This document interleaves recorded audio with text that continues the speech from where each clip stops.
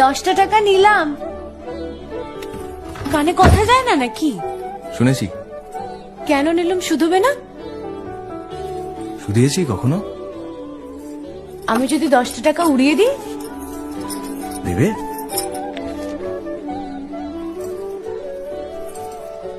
আমি তবে যাই। আমরা থিয়েটার দেখতে যাচ্ছি। তুমি কি শুনলে আমি কি বললাম? বড় জ্বালাচ্ছ ললিতা।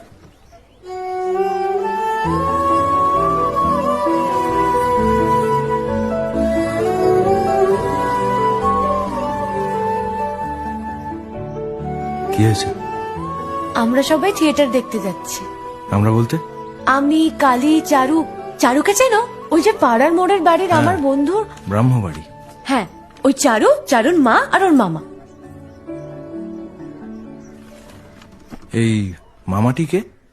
খুড়ের মামা তো ভাই, কিরিন বাবু। সে তো মুঙ্গেরে থাকে, কলকাতায় পড়তে এসেছে। সেখানের কলেজে নাকি আর বেশি পড়ার উপায় নেই, তাই এখানেই ভর্তি হবেন। বাহ, তার সম্পর্কে সবকিছু একেবারে ঠোঁটস্থ করা হয়েছে দেখছি।